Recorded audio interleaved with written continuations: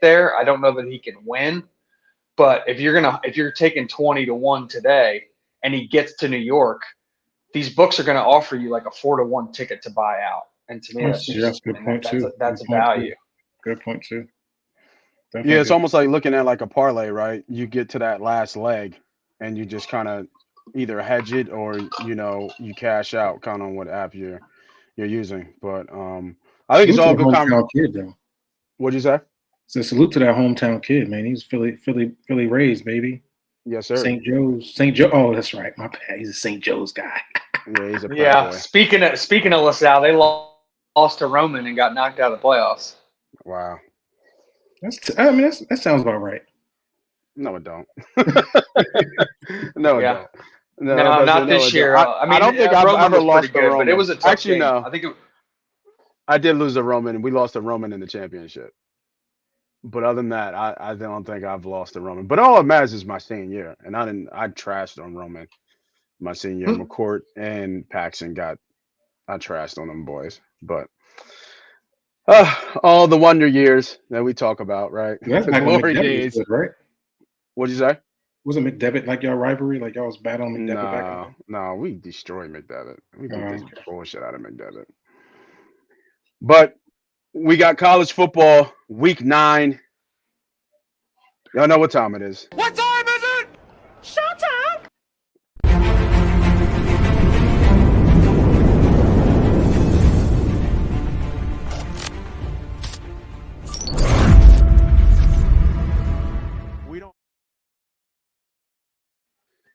Welcome everybody back to another. Oh man, that red hat is killing me. I had to stop right there. What are you? What are we doing with that red hat on? I salute you, brother. Keeping the faith, keeping the pride alive. Oh man, what a terrible way to end the season at home twice.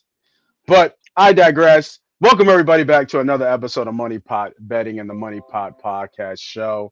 I am the host. I am the CEO. I am the president. They call me Moss Money.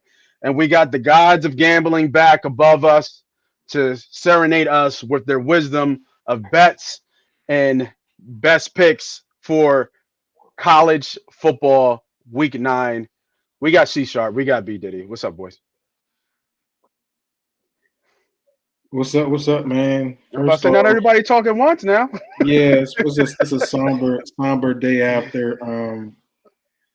We had a lot of hope here for this team right here, and You see the green on, right? Go Birds.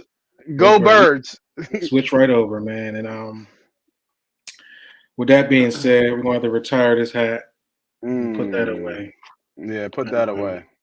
We're going to go ahead and switch that on. There you go. There you go. That's a good color on you. And, all of the non-believers, guess what? Go Birds. And we're going to That's go. a good color. Go with the logo colors, right? Go with the Bird. logo colors. Speaking of, I got to get you boys the hats, man. And I'll be looking at these hats. I'll send them out today, man. It was good. It was nice. It was nice. It was a good run. Let us down. Yeah, they did. Well, I was gonna say I've got PSU blue on. I'm this is a college football pod. I'm obviously a Buckeye fan. I did bet on Penn State, so that hurt my pockets a little bit. But as an Ohio State fan, it was great to see that we are still Penn State's daddy. So that was really nice to see. This hat I'm wearing is very fitting. This is one of my golf hats. It says "Thinking Birdie, Making Bogey," and I feel like that kind of sums up Penn State right now. Coming into the season, they always feel like it's their year, and then about Halloween, either Ohio State or Michigan kind of puts them in their place, and that's just kind of where they're at right now. And I think we talked about that last week. Was Franklin in these big games, and his record just speaks for itself, right? It just doesn't get it done. He just doesn't get it done in these big games. I think that was a little bit of the Harbaugh conversation too, with his record against Ohio State, if I'm not mistaken as well. His Ohio State record is not good as well. So, it's a shame.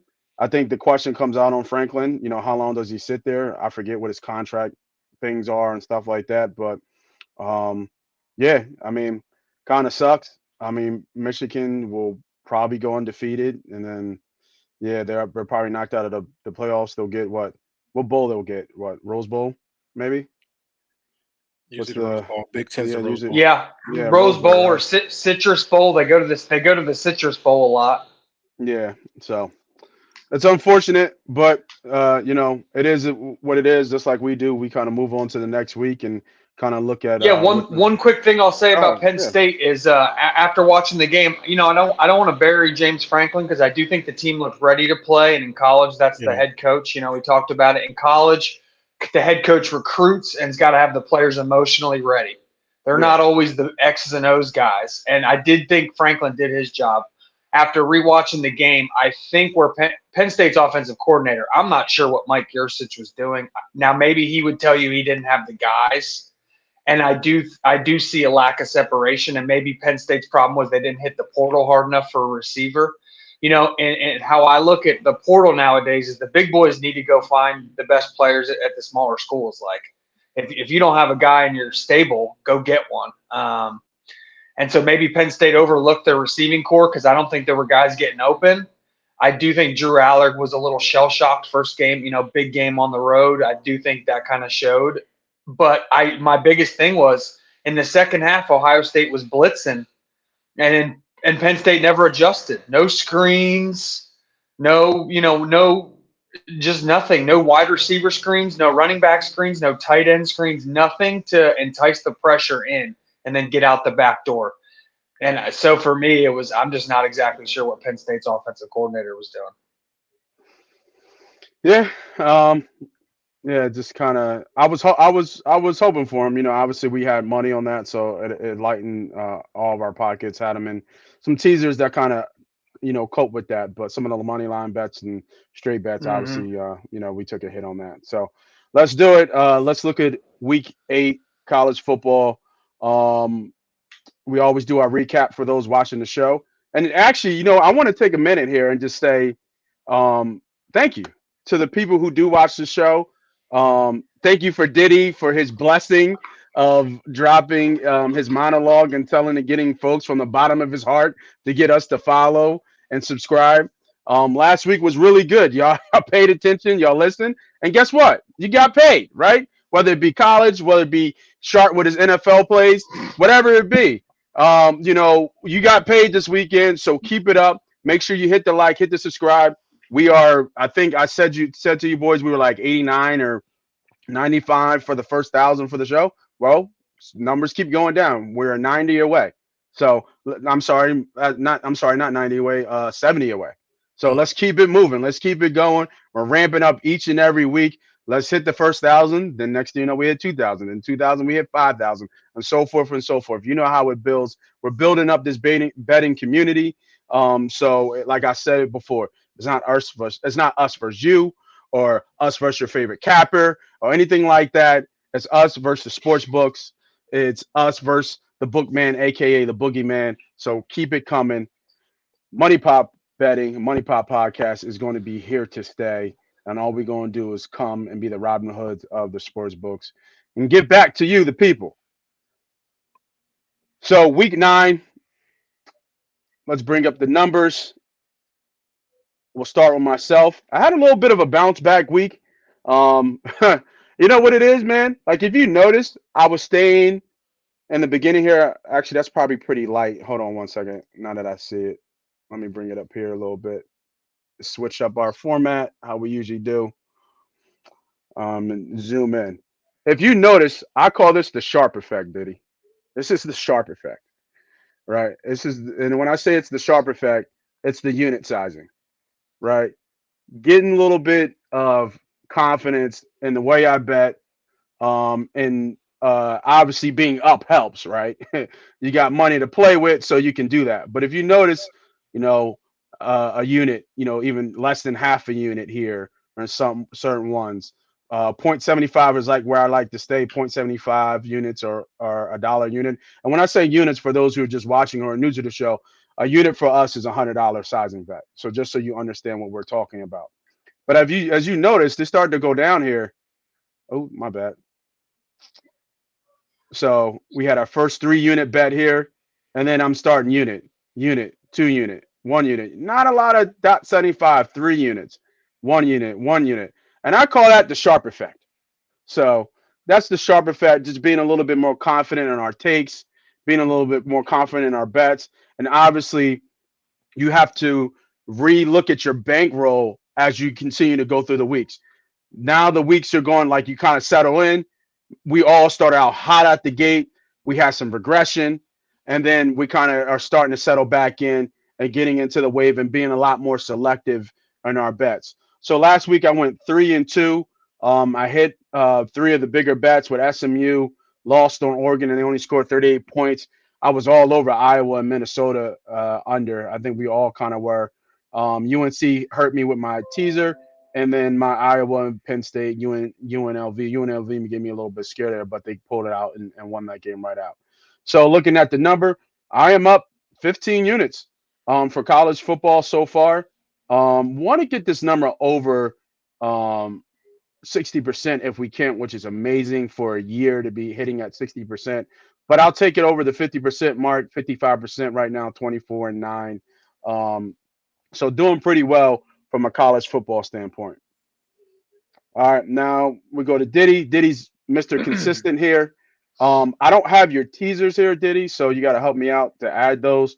But you went 2-2, missed out on that parlay. It was actually, I was looking back. It was really the first official parlay of college football that we've ever put on there. Everything's been kind of straight in teasers. But went 2-2, lost on Penn State. Your parlay loss, I think it was Tulsa got smoked by Rice, if I'm not mistaken. And then Eastern Michigan came in for you, and then obviously Michigan beat up on, I forget who they played, but they beat up on somebody pretty big. What was the Penn State play? It was first half plus 2.5. Right. Speaking of the portal, Tulsa, I don't care how many quarterbacks. You might think you have 3, you got none. You need to go hit the portal. You don't have a quarterback. You need to go hit the portal, please. I think we had on that show too. I thought we put on the first half under for that Penn State Ohio State game. Yeah, I thought you had the first half unders. I thought we liked unders in that game. Yeah, first half under. Yeah. I mean, that's what we're here for. Yeah, for sure. You know what I mean? And the teasers, they all hit. All right. Well, you know what that means. If you guys watch the show, I know I love that little drop, that perfect drop. Say it one more time so we get it right. All the teasers did what? They hit. So we had a Penn State and a 2-team teaser with Missouri. Like I said, I love Missouri. So I do have yours. Okay, so they all hit. So I wrote it on the back. So you have Penn State, Missouri, not to cut you off, Penn State, Ohio State, UCF, and Oklahoma, and then Colorado State and UNLV. And then you have that's the teaser that lost. Sorry, that one teaser because I don't think UNLV and Colorado State. Oklahoma didn't cover their teaser. They didn't cover their side. UCF, they only won by 2. No. This is a totals. This is a totals. This is totals. That was just totals. Oh, okay. Yeah, the totals teaser was I think Penn State got the under, USCF they hit the over, and then Colorado State and UNLV. I think that was let me double check. I think that was a little short, but I could be wrong. We already a week past, but let me just double check.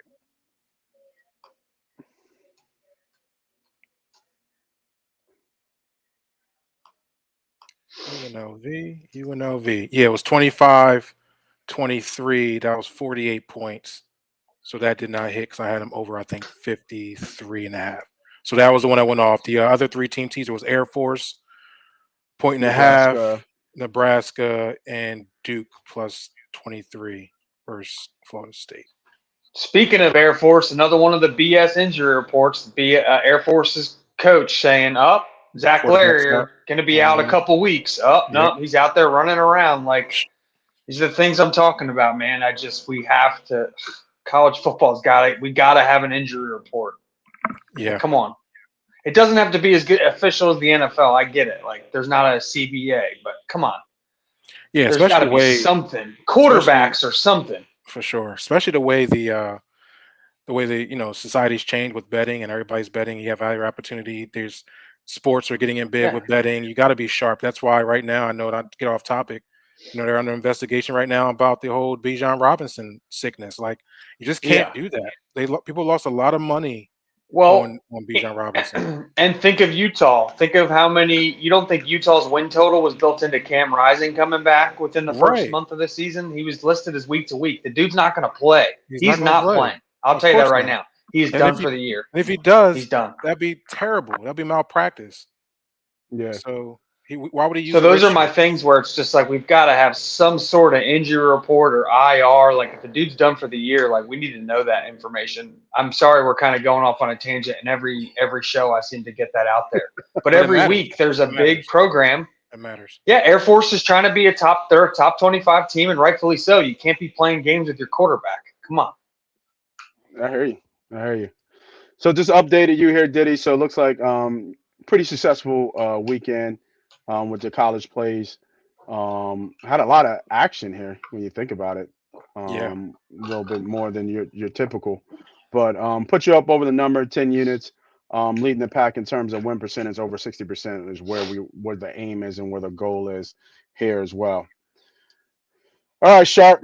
Tough week. I'm so sorry, Nate. Go ahead. That teaser, the 2-team teaser, was a 2-unit play. Oh, yeah. All right. You want to patch your stats? I get it. It's all good. Sorry. I mean, I just want to be Yeah, I accurate. feel I just want to be accurate. Yeah, I feel you. I take the L's just like I take the W's. Yes, sir. All right, Sharp. Had a tough week. Oregon, Iowa, Penn State, and then the big teaser. I believe that one lost. Double check me on that. The Minnesota, Iowa under, Michigan, Penn State under, Air Force. It was the Air Force Navy that got you. It was, right? No, that hit. Did that hit? Okay. Yeah, because it was teased down to 21.5, and they ended up getting it. Oh, okay. Cool. My bad.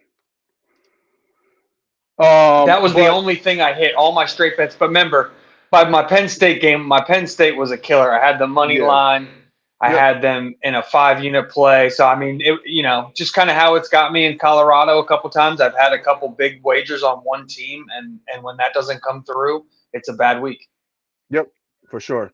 And I think it's important for everybody to understand, because we talk about this in the background, how everybody bets, right? The differences of how we all bet and our styles and how we bet, right?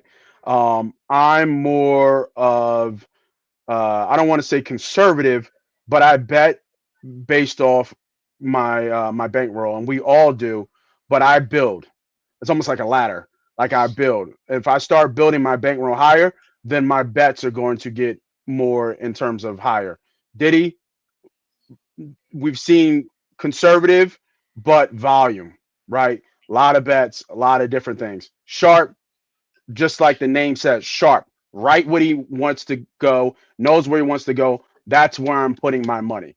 Heavy better, right? So when you guys are watching, our styles kind of work, because I'm kind of the middle of the glue, right? I kind of bet like Diddy with terms of volume and stuff, but I do bet a little bit heavier like Sharp does, right? As my bankroll builds. So when you think about it and you kind of listen to us do our handicaps, obviously take the handicap and bet based on your bankroll, but understand where we're coming from of our psychology of how we bet, because we're all kind of different, but we all work as a community because we all can break each other down. We break our bets down. We understand our strengths. We understand our weaknesses, things like that.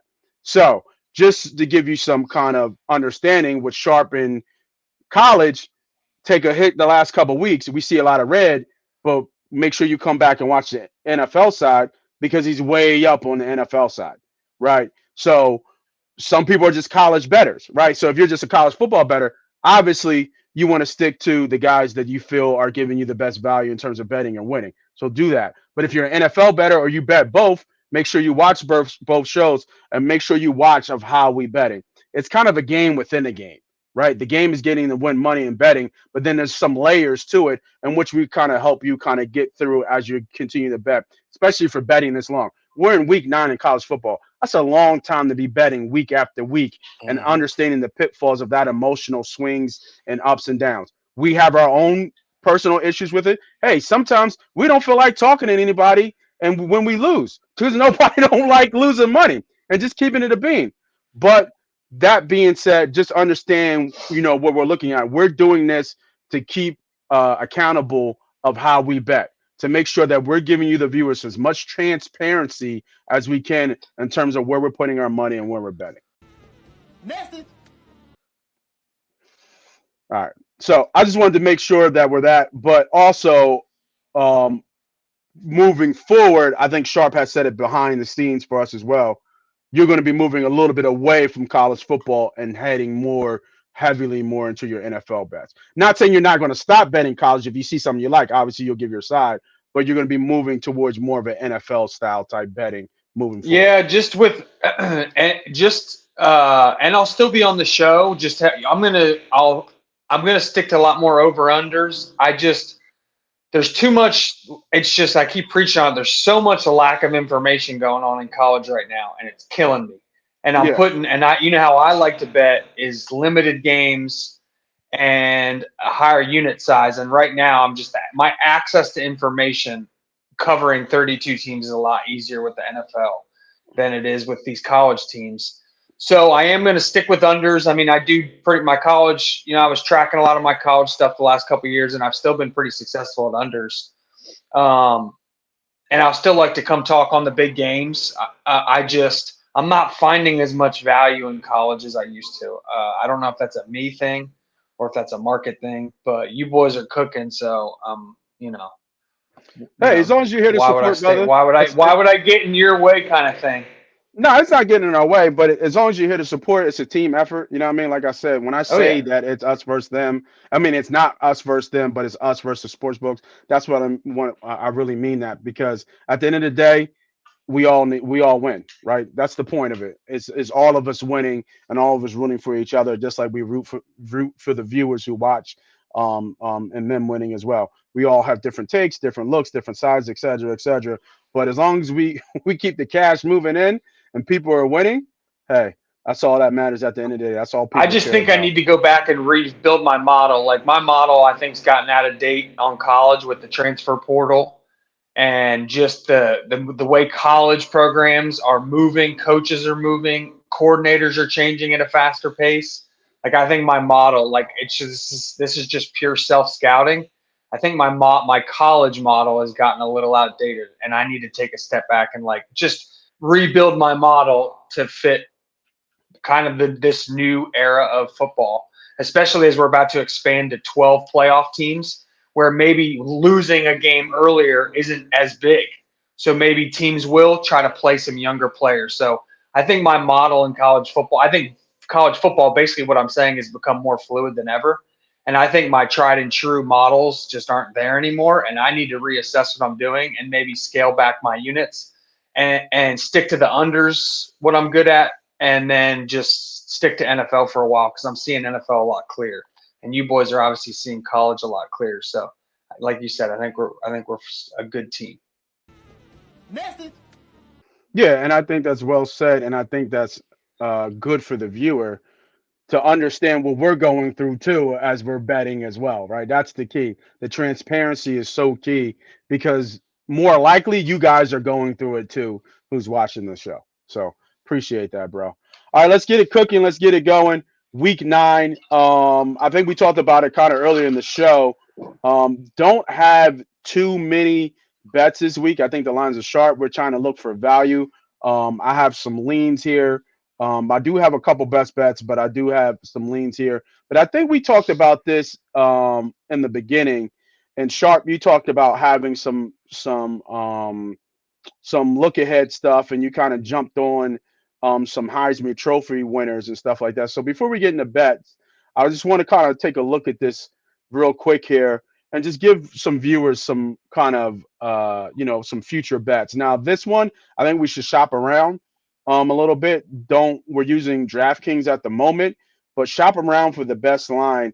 But when you look at this list, Sharp, I know you talked about them a little bit earlier. We talked about them in the kind of opening in the intro, but kind of give a little bit more sense of just transparency on right here, looking at Marvin Harrison at plus 16-1, even though it might be higher than other books. Why this is a good bet to bet Marvin Harrison to win the Heisman. Yeah. So his numbers are starting to come down, and obviously this time last week it was essentially double what it is now, and beating Penn State was a big hurdle. And kind of what it when you look at the Heisman, you can't just look at you got to look at several factors, right? You got to have when people talk about the Heisman moment, what they really mean is you got to be on national TV in a big game and do something big. So that's a schedule thing. That's out of your control. And some of these guys, when I'm looking at a Carson Beck or I'm looking at a Drake May, or obviously Caleb Williams is now out, and a lot of these guys, a Dylan Gabriel, like a lot of their big moments were early, or they're not going to have enough big moments to stack on top of what they have going forward. Where I'm looking at Marvin Harrison Jr., and he's essentially the only non quarterback surrounded by a bunch of quarterbacks, and he's going to have that biggest tilt left, right? It's going to be Michigan, Ohio State. Like Ohio State might look ahead a little bit here, it might be in a close game, but when you look at the Ohio State schedule, they're going to need Marvin Harrison Jr. to win. They've been pretty much, I mean, he is their offense. He's had a couple now as a receiver. There's going to have some duds in there, which he did. Luckily for him, he had them earlier in the year. Like his game versus Indiana, he didn't do much. His game versus Notre Dame, he didn't do much. But essentially, why I like his value is all he has to do is get to New York. If you're buying a ticket now, say you put a ticket in for 2 units, and you're holding that ticket. If he gets to New York, if they beat Michigan, that's all it would take was them to beat Michigan, him to just be that driving force. And whether he wins or loses, like say, even if you think a Michael Penix is probably still the front runner, because he also controls his own destiny, and it's a quarterback award. Well, you're getting 16-1. What these books are going to do is they're going to offer you like a 4-1 hedge the day of the Heisman Trophy Award, and you just essentially doubled up your money or quadrupled your money. So he's like a hedge to all the quarterbacks. So that's why I think he is phenomenal value. I talked in the chat with the boys. I took him at 35-1 last week for similar value, just because I thought if they were going to beat Penn State, it was almost a hedge of all my other bets. If they were going to beat Penn State, it was going to be because of Marvin. And then that pretty much just is going to vault him to where he needs to be the hedge of all these quarterbacks. And he's already got the built-in name. It's a name brand kind of award. And at this point, the only thing standing in his way is losing to Michigan. So basically, you're banking on him to beat Michigan, which you're not going to think about it like this. You wouldn't get Ohio State money line at 16-1 to beat Michigan, right? Right. They would never offer that. But essentially, you're getting 16-1 that Marvin and Ohio State can beat Michigan. Because if that happens, then you got a golden goose ticket in your hands. Cool. I agree. I like the logic and I like the bet, right? 35-1 too. Is obviously the odds went down, but like I said, shop around. Diddy, you had talked about somebody on here as well in the Heisman. Tell us, real quick here, what's now. Remember, everybody, when we talk about these are not tried and true. These are very hard to hit. It's more of kind of like a scratchy lottery ticket, as I call them. You put $5 in and you're hoping to win $50 back, right, or even $100 back. But I thought your pick was kind of interesting as well. Who are you looking here? Yeah, I mean, I think what Sharp is saying, and I do want to kudos to that find there with Marvin Harrison last week. He spoke about it in the back on last week that is his great value. And then we already see the books are making an adjustment just 7 days later with dropping it almost 50% to now plus 1,600. So they're seeing the same thing. I think what he's saying even more about that is that, hey, listen, if there's opportunity for Ohio State to beat Michigan, which there is opportunity, Marvin Harrison is going to be in New York, and then now you can kind of cash out. Obviously, Marvin may not win the Heisman. It's going to be tough to win the Heisman. But if he does, if he does get to New York, you can now cash out your money and double or triple or quadruple your money just by being in New York. So that's a great look there, Sharp. That's why, whether you feel like you're in a rough spot now in college, you still got the eye to see these things, and that's a great find right there. Going back to me, obviously the top 2 guys are going to be the front runners. They got the best road to win the Heisman, and J.J. McCarthy. All he has to do is continue to finish off and win out. For the most part, continue not to turn the ball over or have a bad showing, because he's going to be on prime time on most of those games coming up. Michael Penix had a tough game last week. He did. He didn't look that great. I think that was his opportunity that he had the week before playing Oregon, I think that might have been 2 weeks. That was his Heisman game, and then he followed that up with a pooper.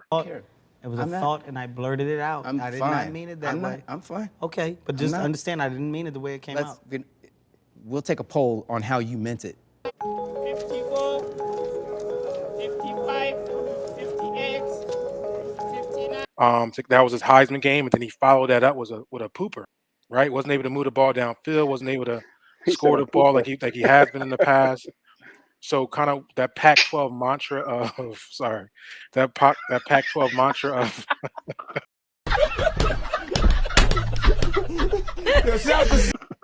you fucking up my take, Nate. You fucking my take up. I cannot wait. I cannot. I cannot.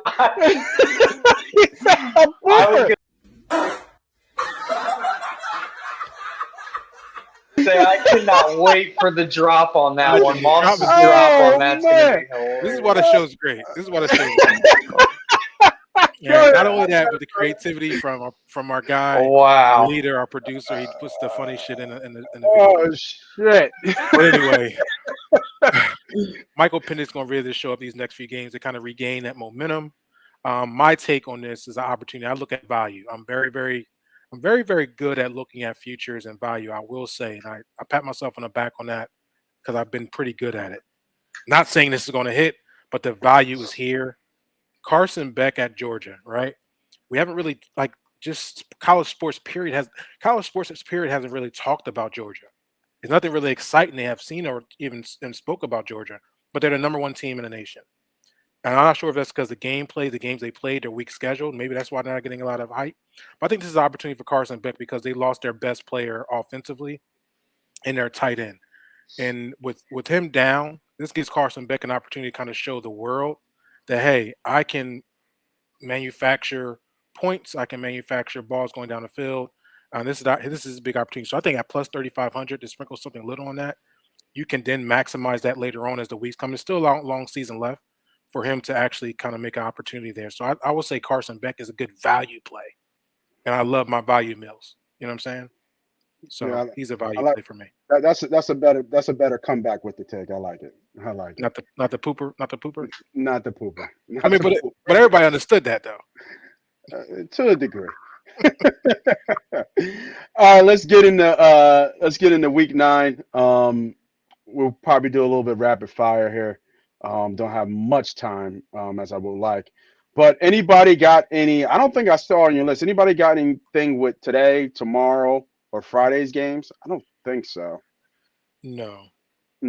I did take a couple leans. If you want to just go up real quick at the Go ahead. Virginia Tech. I'm leaning the under here. I'm trying to find a teaser for these games here. Maybe like a 3-team 10-point teaser to just kind of secure those unders. I was looking, and this is a lean for the show. Syracuse, Virginia Tech's under. Both these teams they're I don't say they're good teams. They struggle offensively. Virginia Tech over the past few weeks have been looking better offensively. But I just think defensive wise, this will be more of a defensive battle. Syracuse is going into a very tough place to play on prime time. It's going to be very, very loud. And I'm sure everybody's going to be behind Virginia Tech at that moment. I just like this game is going to be really, really tight. So if I can go up 10 points and get under 57, I think that's a really, really good play in any type of teaser to go teaser Syracuse, Virginia Tech to 57 and take the under. I was also looking above again. I'm sorry. No, you're good. At the I kind of like Sam Houston. I thought you were going to go Sam Houston. Hell no. I saw Sam Houston trying to get that win last week, and they gave that shit up. So they just kind of, they were still wet behind the ears, and that's kind of what it is. This Jacksonville State FIU, I'm thinking it under here also, and this might be a team I can actually marry that 10-point teaser to go under here to 58. I don't see them getting close to 60 in this game. Jacksonville State is pretty dominant. This is the first time Jacksonville State has been favored at this amount of points. I think it actually opened at 7. Now it's at 9. So that's a big change there. But I like the under here too. I think FIU is going to have a tough time scoring in this game. Jacksonville State's defense has been pretty dominant within their conference. So I'm thinking maybe you can take Syracuse, Virginia Tech, team total. I mean, not team total. Totals under, along with that totals under a 48. I In don't think you Jacksonville can. State. I don't think you can marry it like that. No. Don't take Oh, Jacksonville. sorry. Go ahead. Just the unders. But if you could go Jacksonville State and both the unders, that's what I would do. What about this? And do a 3-teamer, 3 10-point teamer. I just don't know about this game. With That's the why I UTEP stayed away team? about Sam Houston. Yeah, but you think they're gonna win? I mean, if they get this is their they're 0-7. Yeah. So their first win. I don't know. I think it'd be close regardless, right? It'll be a squeaker if they get it if they win. I agree. I think they shouldn't win by more than 13 points. Just on the concept, you know what I mean? Like, absolutely.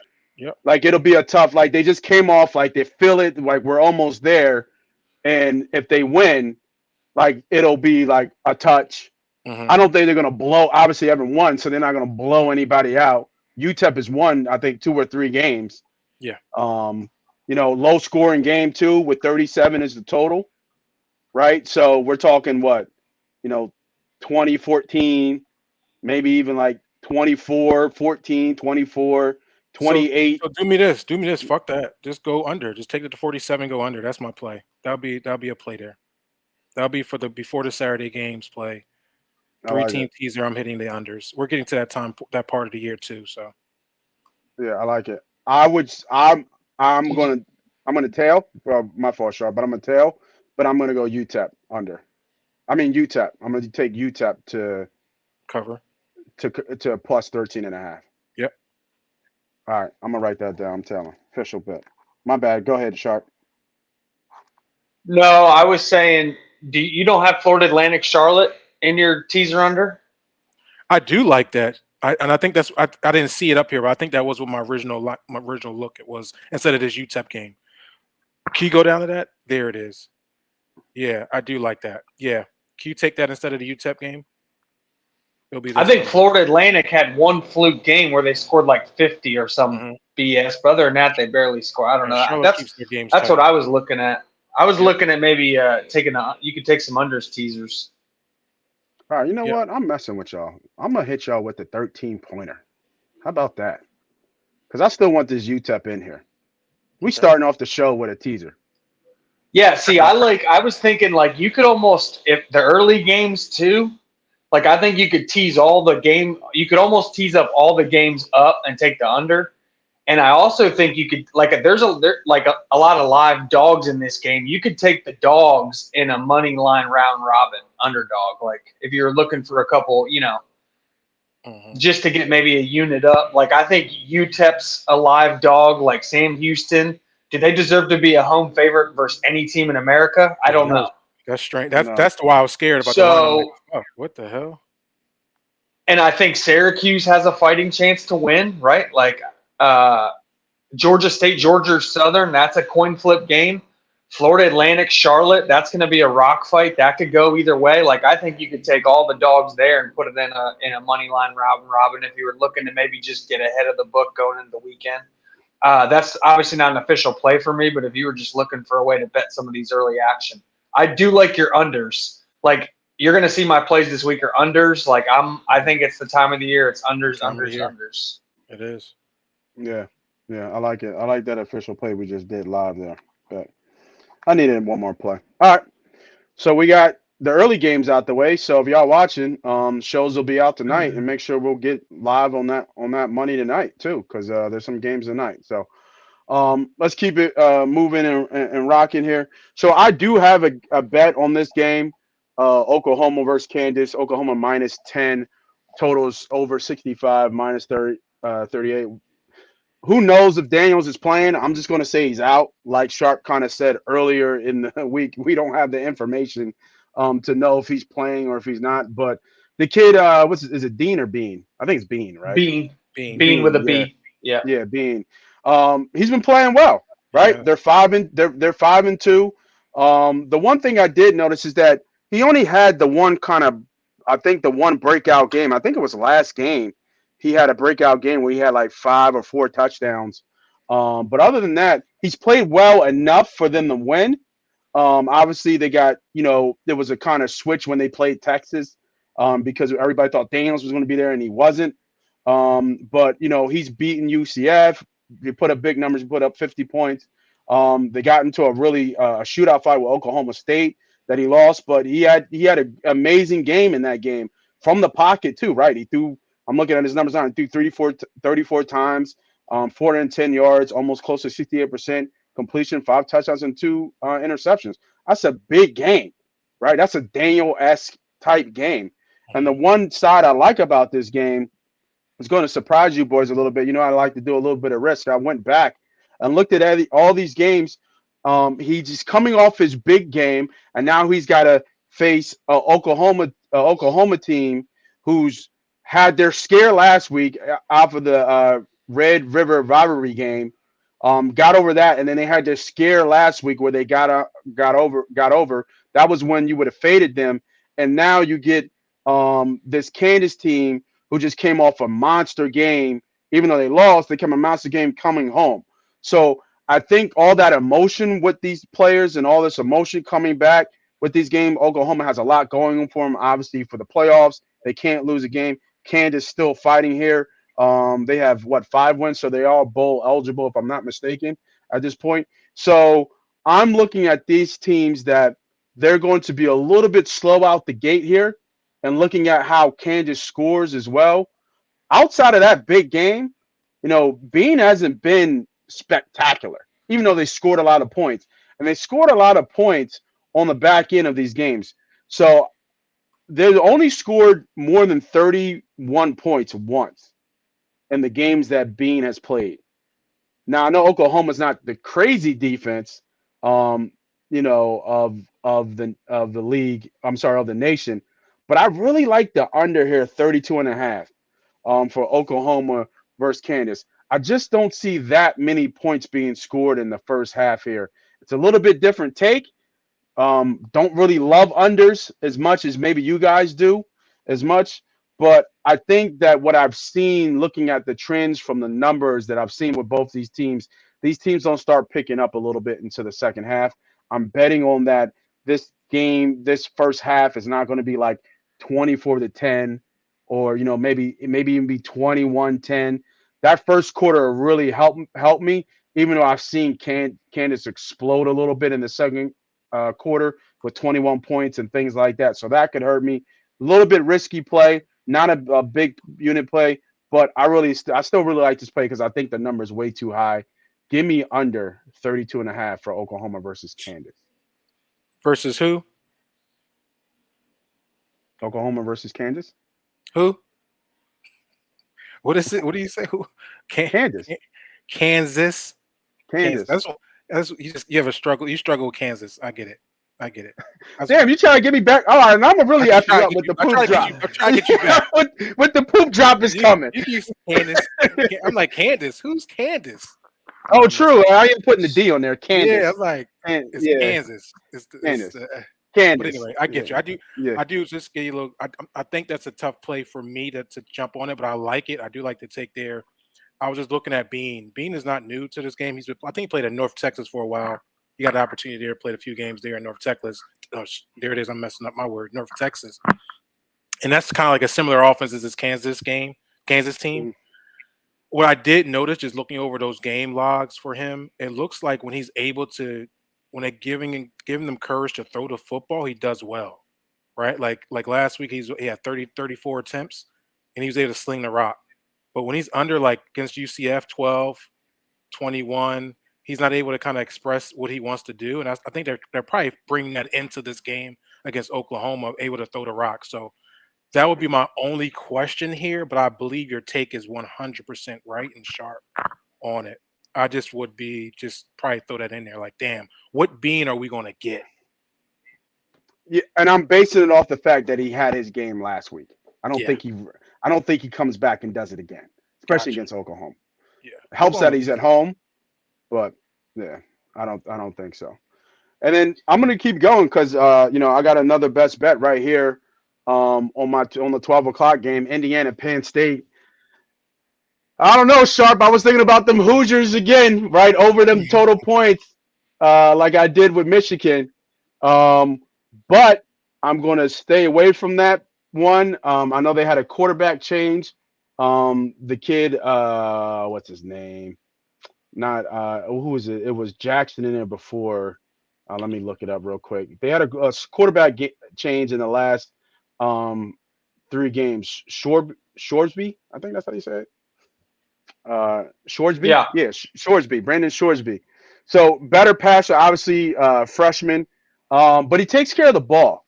Hasn't had any picks while the other starter Jackson has two. You know, he has more picks than he has touchdowns in the first 4 games. But this kid has a couple touchdowns in the last 3 games. He's got 3 touchdowns and one, and he didn't get one against Michigan. But it's just such a bad spot for Indiana, right? With Penn State coming off that Ohio State loss, coming back home. It's a terrible spot for them. So what I did here is I looked at this game as a couple ways. Indiana could get an early score, just like they did against Michigan, and then Penn State's off and running. But what I like here is I like the over 9.5 here in the first quarter. Because I see it both ways. I see Indiana could score early. I look back, only was 2021 is when they got blanked at the big, not the big house, at what's Penn State's thing? Why can't I think of Happy that? Valley. Happy Valley. In Happy Valley.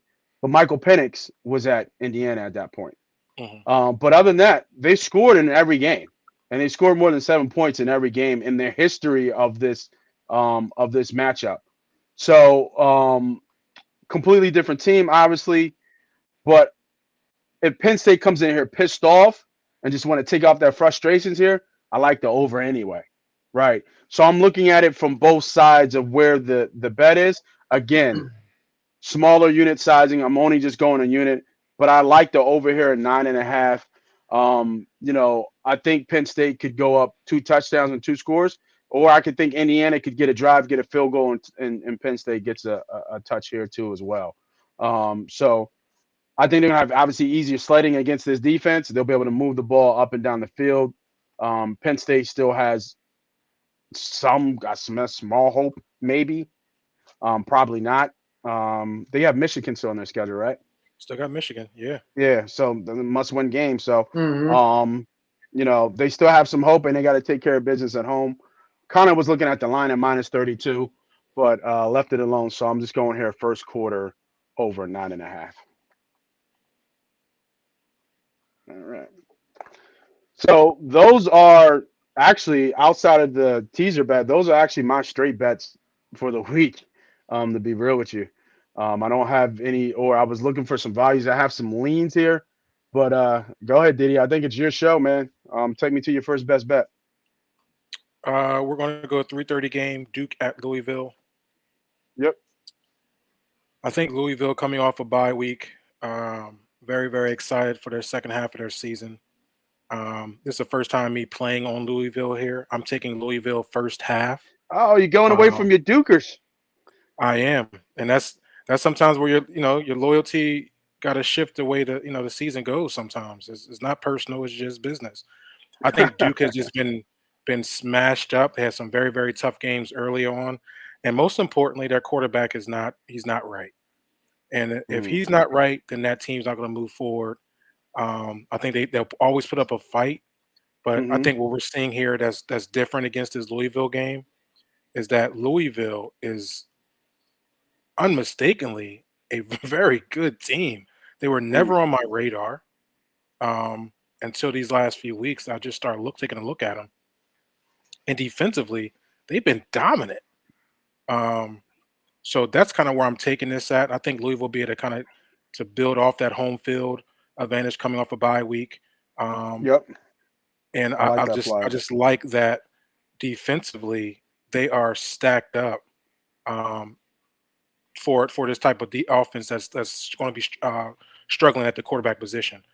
They're ranked 25th in defense total ranking. They're ranked 15th, which is to their strong suit of Duke's offense and running the football. They're ranked 15th right there. So this is going to be tough sledding. Just give me the first half. You get a shorter line there.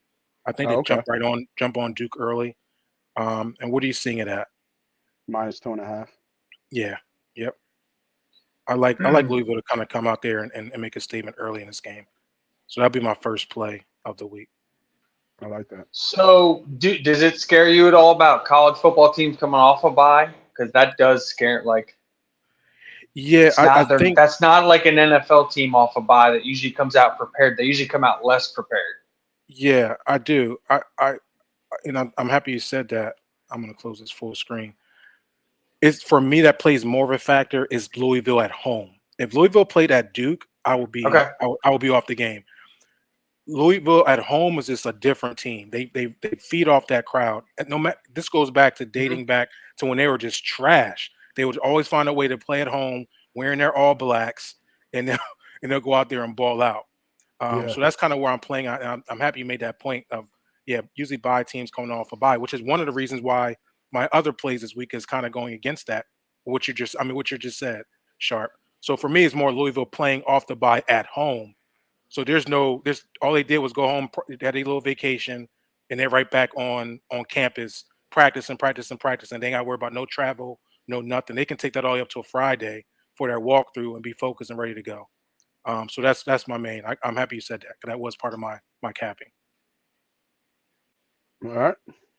Sharp, I meant to ask, did you? Because I guess what I was looking at, I don't know how, like, to me, I don't know exactly why Riley Leonard played. He didn't look right? No, Like part of Riley Leonard is his athleticism, getting outside the pocket, making plays. And if he can't make pass rushers miss and be an athlete, remember this kid was a top 100 basketball recruit that kind of fell back into football. He's an athlete first, QB second, as he's learning QB. And my thought process is Louisville, especially at home, like you said, when the crowd gets going, if Riley Leonard isn't right, and this is where I wish I had injury reports and kind of knew how he was practicing. Like I'm staring at that Duke team total, thinking if Riley Leonard can't score, Louisville has a pretty good pass rush. I mean, how's Duke going to generate any offense in this game? Is kind of I was looking at. So I'm with you. This is one of those games where I wish I had a clear injury report on a guy like Riley Leonard, because his inability to run would change this whole game to me. Almost 4 points on the number, in my opinion. Like his ability to run means that much to Duke. Got you. Yep, I agree.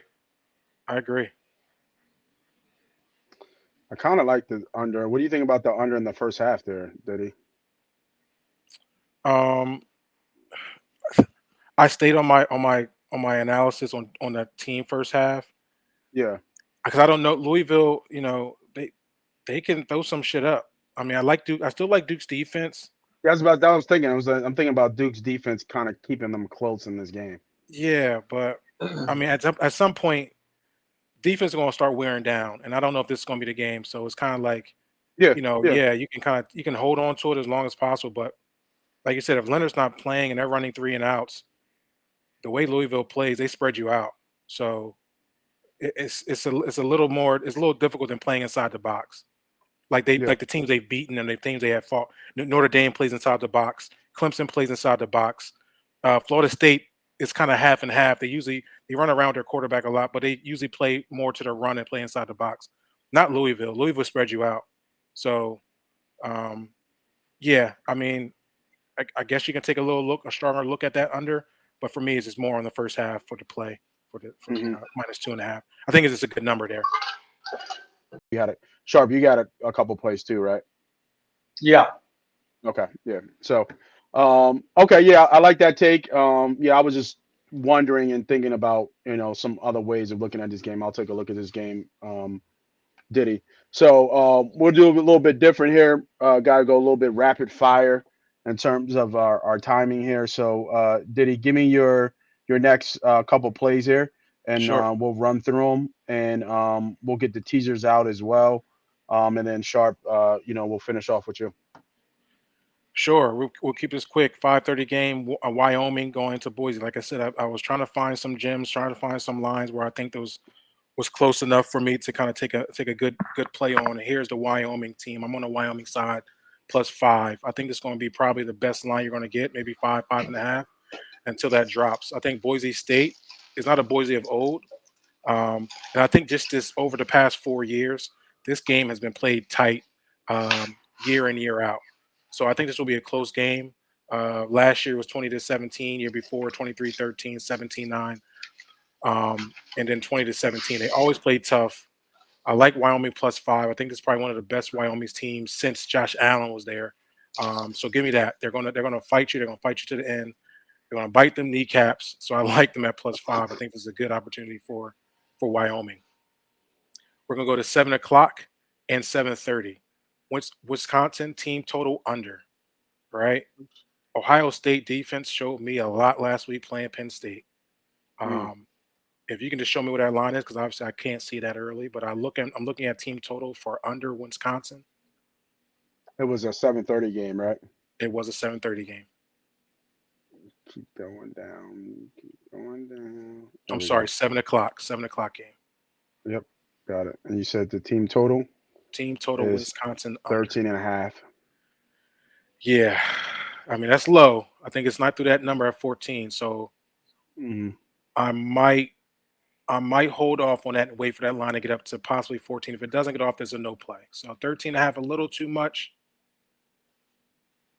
This is where I'll probably lean on sharp, and we'll talk on the back end. If I do go on that play, I'll make sure I put a short out to make sure. But right now we'll be off.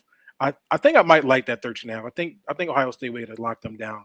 But we'll be sure later on this week if I go into this play. Cool. The next one is Colorado team total under, to Sharp's point, coming off a bye week. I just seen my old boys over there at the court side of the Denver game, Lakers game, and Lakers out there chopping it up, jewelry on, front row seats, prom. Oh, by the way, my prom glasses did come in. Let's go Colorado team total under, please. These boys ain't focused.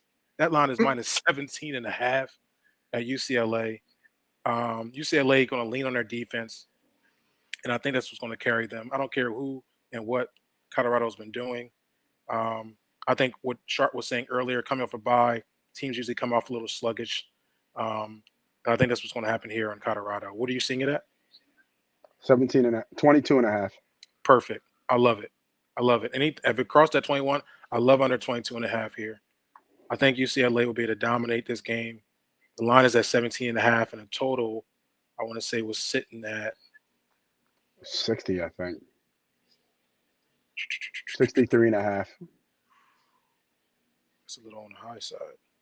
I would probably lean the under there too. Yeah, I'll probably lean the under there. Yeah, so my play will be Colorado sleepwalking their way into this game, going out to LA, and this defense to be able to hold them. I think the book is out on them right now. Until they're able to run the football, this is what's going to be. My last play is going to be 10:30 Oregon State at Arizona. We're going to go Arizona first half against Oregon State. This is just a trend play for me on how Arizona has been playing over the past now 4 weeks. They have been in every game. They've been fighting every game. And in the first half, you look at every game in their first half, they've been right there, if not leading. So this will be first half over in this game. 27.5. Yes. Okay. I like it. All right. We're going to have to do a smaller video for the teaser, so we'll get those out later. Sharp, talk to me. What you got here, bro? Yeah, I got 3 quick plays. I can give them out. I can give out my teaser too, because my last one is just a quick teaser. Couple quick straight plays I like. It's pretty simple here. I do think Utah's really good. I think Kyle Whittingham is a really good coach, if not one of the best coaches in college football. He does always have USC's number coming off a big win. However, I think this is a style makes fights game, and Oregon's just a little better at everything Utah likes to do. So even though this is a tough place to play, I would have loved a -6, but anything under 7, even at 7, I still lean Oregon. At 7.5, I would start leaning the home team here. I'm going to dial back my unit sizes in college because, like I said, I'm not seeing the line quite as clearly.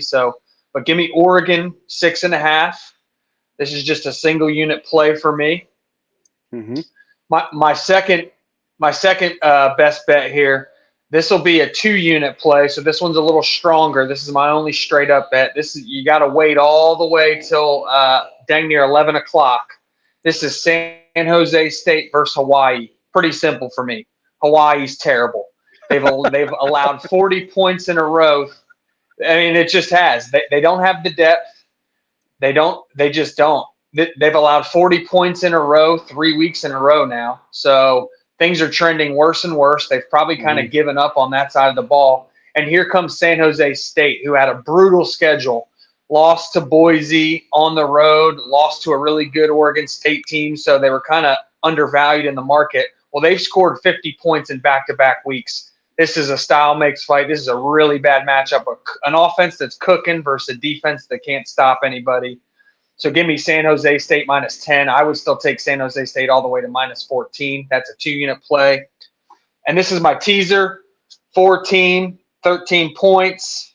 We talked about some of these. You tease UMass and Army up to 61. You take the under. Mm-hmm. You take Florida Atlantic and Charlotte up to 54. You take the under. Mm-hmm. This is a little Maction directional football. It's usually a rock fight. Eastern Michigan versus Western Michigan, under 59.5.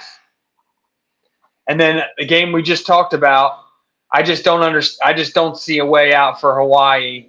So even though they're at home, so if you're teasing San Jose State to +3, give me that all day long. I like it.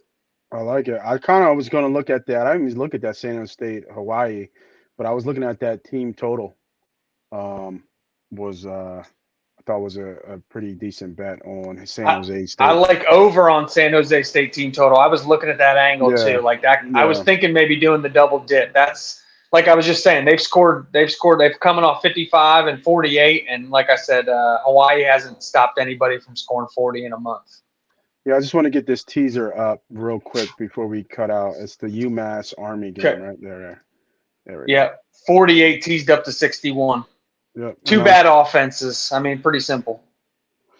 Just want to make sure everybody sees that. San Jose +3. The rock fight, Western Michigan versus Eastern Michigan, 39.5. Florida Atlantic versus Charlotte at 54, and under UMass and Army at 61. I think that's a really strong teaser. I really like that. I think I'm going to find a way to get San Jose State in some of my straight plays as well. So those are the picks of the week. Make sure that you guys are still watching us later on for more plays. We got some more teasers. Sorry we didn't get to them today, but we'll drop them on shorts. We'll drop them on the stories. You already know how we do. But I think this is another good week. I said last week I felt like we were strong last week, and I think we ended up being strong collectively across the board. We were strong last week. I think we found some value and a lot of sharp lines. We kept it honest and transparent of how we're betting, even the mental and psychology part of it as well.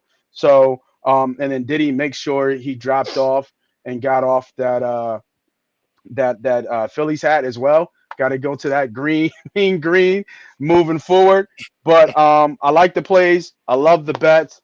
Those still watching and following, make sure, again, I can't say it enough, hit that subscribe, hit that like, hit that notification button.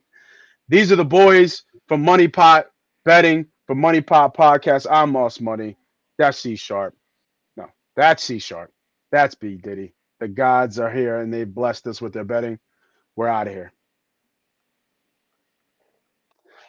If you're seeing this video right now, that means you made it to the end. So congratulations. You are now almost officially part of the Money Team. MoneyPot. How do you become a part of the Money Team? If you're new to the channel, you have to hit the subscribe button. We want to blow this brand up. It's not me versus you or us versus them. It's us versus the sports book, us versus the bookman, aka the boogeyman. So make sure you're on the winning side and the winning team. I got bonus content up here for you guys to choose from. Make sure you tell a friend to tell a friend. This is Moss Money. This is MoneyPot. This is MoneyPot Betting.